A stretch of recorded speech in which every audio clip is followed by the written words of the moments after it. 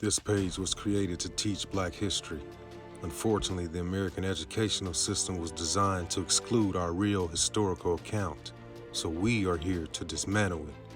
It's time to enlighten those of us who have been kept in the dark.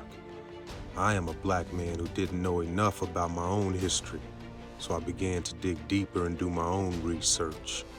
Black history is American history, so I want people of all races and cultures to join together to learn our history as one. Here, I will share all of my findings. Please like, follow, share, and subscribe to Teaching Black History. The story of the Alabama Children's Crusade. In January 1963, Dr. Martin Luther King arrived in Birmingham, Alabama to organize non-violent protests such as marches and sit-ins. The goal, get a reaction from the racist officials that would not only spotlight the injustice of the South, but gain national attention and support. However, authorities adapted to his non-violent approach. Drastic measures were then taken by SCLC's James Bevel before Dr. King abandoned Birmingham. Children would march instead.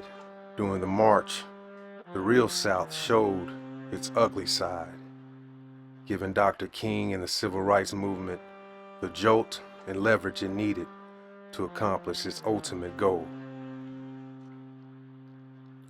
On May 2, 1963, thousands of children gathered at 16th Street Baptist Church in place of their parents, who under Alabama law and social oppression faced harsh penalties such as loss of their jobs and jail time if they protested the racist and unjust segregation laws of Alabama.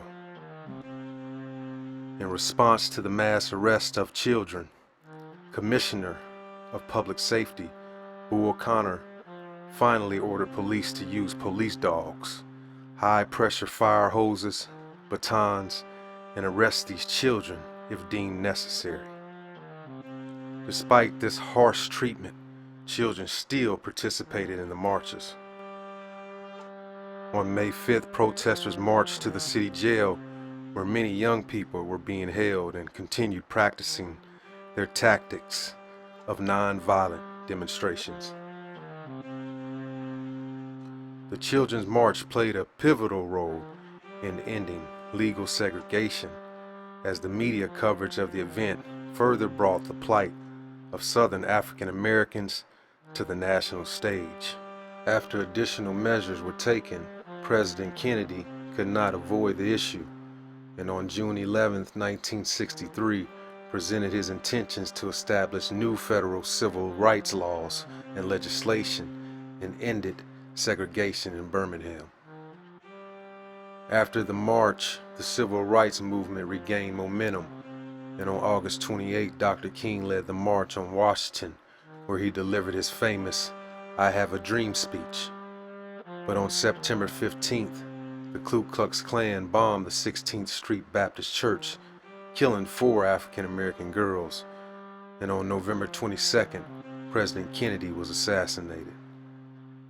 It was President Lyndon B. Johnson who saw the controversial 1964 Civil Rights Act through, a victory for the civil rights movement made possible because of the children of Birmingham.